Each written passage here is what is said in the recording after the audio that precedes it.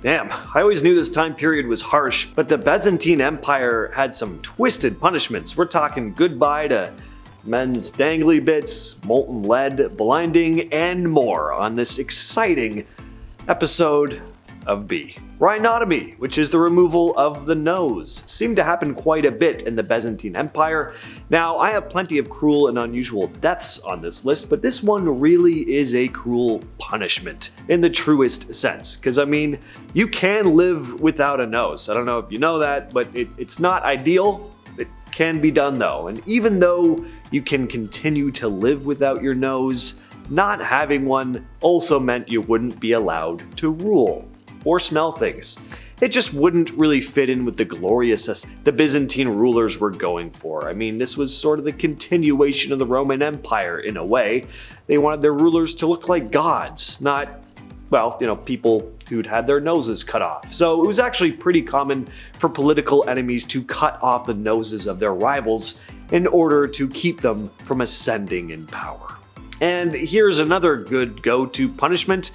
Pluck your victim's eyes out. It would really suck to have eyes and then not have them, right? Of course, this wasn't just practiced in the Byzantine Empire. This one goes back to ancient Greece and has been used in other parts of the world throughout history, but the Byzantine Empire was pretty notorious for it. As if having your peepers gouged out isn't bad enough, though, these folks actually found a way to make this punishment even worse. It comes down to the tools used and what they do after the eyes were gone, because no, they wouldn't just stop there. In terms of tools, often a hot poker would be used, and just saying a hot poker out loud makes me kind of tense up a little. Nothing good can come of a hot poker to the body, Especially, this region right here. This is a very sensitive region. And after the eyes were taken out, they'd often pour boiling vinegar on these sockets. I bet you didn't see that coming. Another thing that would prevent a man from taking the throne would be the removal of his dangly bits. Now, there were cases when this was actually done voluntarily. Monks would do it sometimes, for example, but other times political rivals would weaponize castration. There are paintings of this being carried out by force. I think these ones are the worst. They're not even overly graphic or anything, but they don't really need to be, do they? It's just the whole idea of it. How many dudes out there cringed when I brought up weaponizing castration? I mean, is this not your worst nightmare if you have nards? I mean, really, be honest. Forget drowning, being caught in a horrible storm, forget ghosts and heights, whatever else you're afraid of. Clowns, spiders. I'd pretty much bet everything I have that any of you would take any of these things over the removal of this. To make matters even worse, there wouldn't be any numbing involved here. The guy wouldn't be put to sleep beforehand. I mean, that wouldn't make it tormenting enough, right? Yeah, I don't really need to go into too many details about this, nor can I, so let's just move on. During the reign of Constantine the Great, the Byzantine Empire saw a transformation in its approach to law and order, blending Roman legal traditions with new, stringent measures. Constantine expanded the list of capital crimes and introduced some pretty severe punishments to try and deter people from breaking the law. One of these punishments was cutting off people's hands. This punishment was mainly used on corrupt officials. The hands were seen as the instruments of their greed and were severed to signify the removal of their corrupt practices. The punishment served two purposes.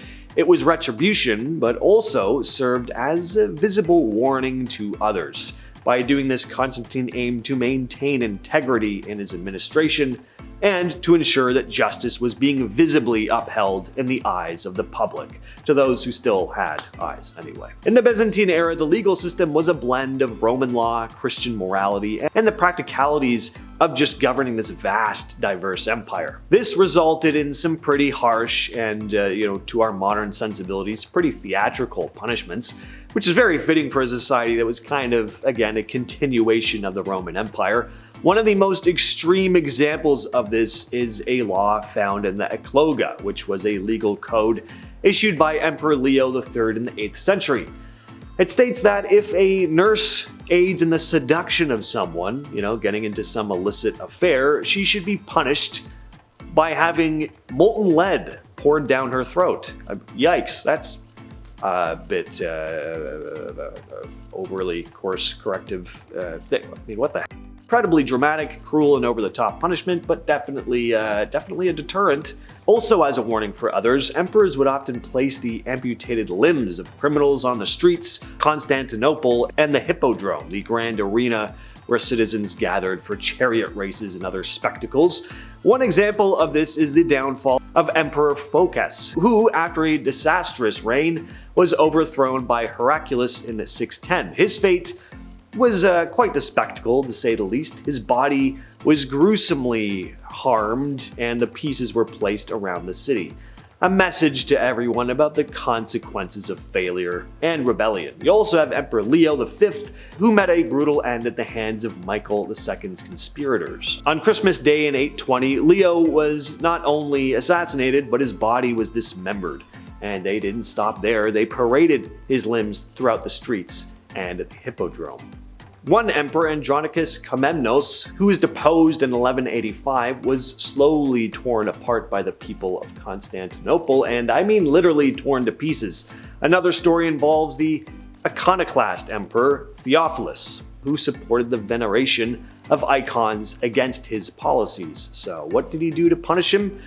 I mean, nurses who practiced adultery had molten lead poured down their throats, so this punishment must have been pretty harsh, right?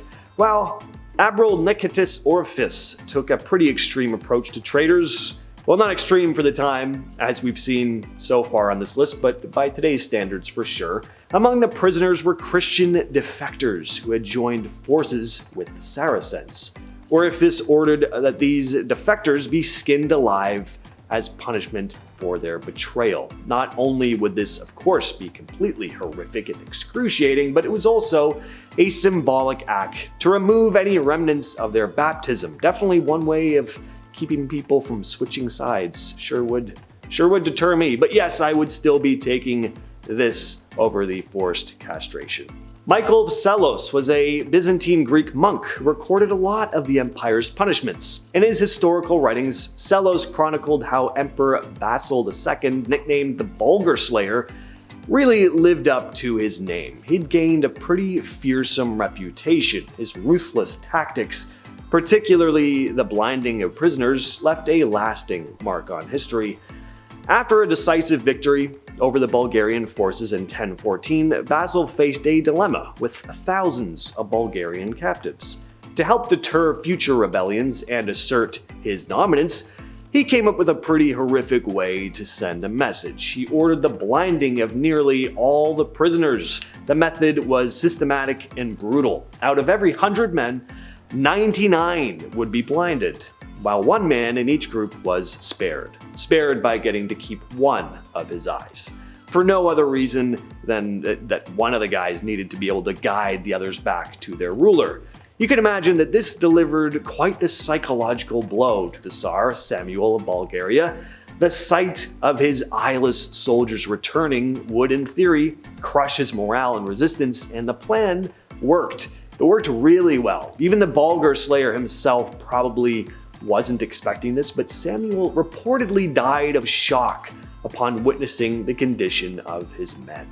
After Leo Phocas's failed rebellion against his older brother, Leo faced a fate that not only sealed his downfall, but also served as a grim spectacle for the people of Constantinople. This is another example of the public display of justice aimed at both punishing and humiliating the condemned person. Leo was paraded through the streets of Constantinople with his nose cut off. That's rhinotomy class, if you remember. On top of that, though, he'd also had his ears cut off. This was obviously physically agonizing, but it was also meant to be deeply degrading, stripping him of his dignity and status in the eyes of the public. His older brother, the emperor at the time, was sending a very clear message to the people of Constantinople about the consequences of rebellion and disloyalty. I mean, if he was willing to do this to his younger sibling, just imagine what he'd do to you. I'm very glad that I live in this time period, gotta say. Now, with all that said, I've been your host, James, and I will catch you, yes, you specifically, in the next video.